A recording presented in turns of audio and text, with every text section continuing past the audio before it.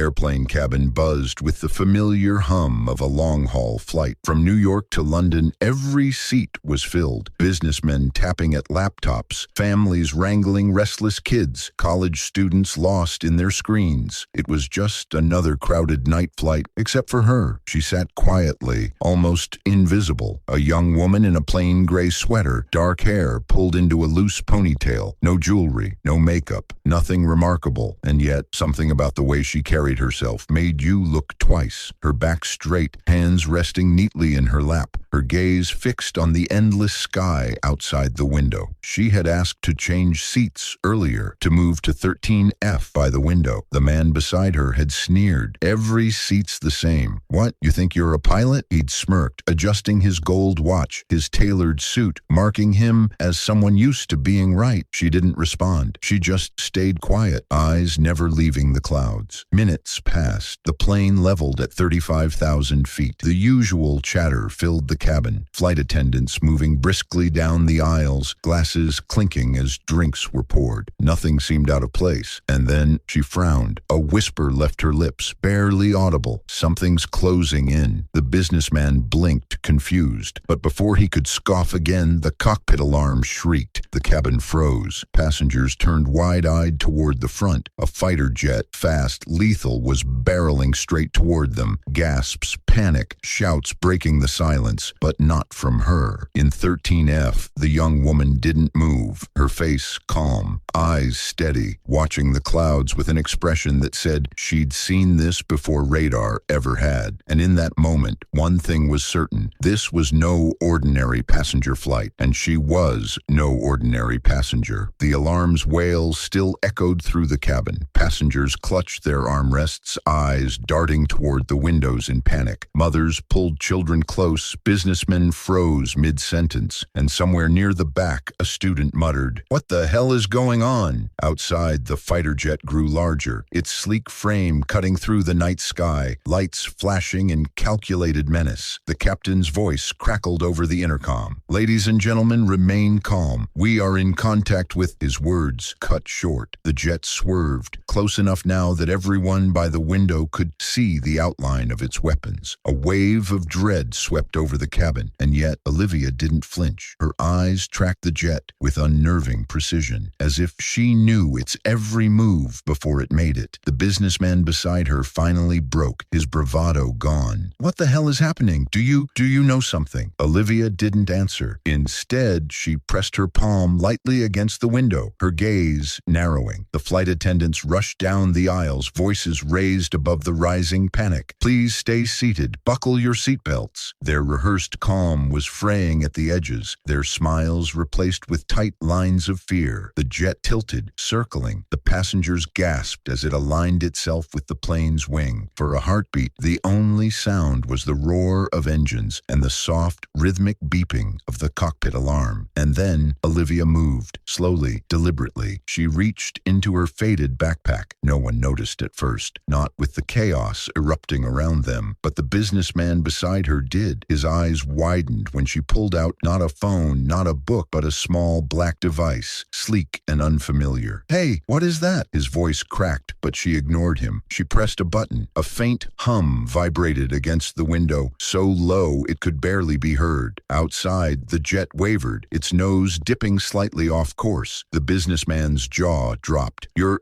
doing that." Olivia finally turned her head, her expression unreadable. Her voice was low, steady, carrying an authority that silenced him instantly. "Stay quiet, and don't look out the window." For the first time, the man obeyed. The cabin, however, was a storm of voices, questions, prayers, sobs. The fighter jet steadied itself again, circling closer, testing the limits of fear inside the plane. But Olivia's hand remained steady, device pressed against the glass. Her calm was unshakable, as if this was all expected. And somewhere deep inside, a terrifying question lingered. Who was she? And why had she seen the threat before the radar ever could? The jet outside shifted again, this time locking into a straight path toward the plane's nose. A ripple of panic swept through the cabin, passengers screaming, some praying aloud, others fumbling for phones, even though there was no signal at this altitude. The captain's voice crackled once more over the speaker, tight and urgent. "Brace brace for possible turbulence. We are... Static swallowed his words. The businessman beside Olivia gripped the armrest until his knuckles turned white. He leaned toward her, his voice a strained whisper. You knew this was coming, didn't you? How? Olivia didn't look at him. Her eyes were fixed outside, her hand still pressed against the humming device. Her voice was calm, steady. I told you something was closing in. The man swallowed hard. That's not an answer. Who are you? Finally, she turned to him, and though her face was expressionless, her words carried a weight that silenced him instantly. I'm the reason you're still alive. Before he could respond, the jet lurched closer, so close now that its fuselage filled the window. Its cockpit light flared. For a heartbeat, Olivia's reflection glared back at her in the glass. Two sets of eyes, hers and the unseen pilot's, locked across the void of night. The hum of her device grew louder, vibrating through the cabin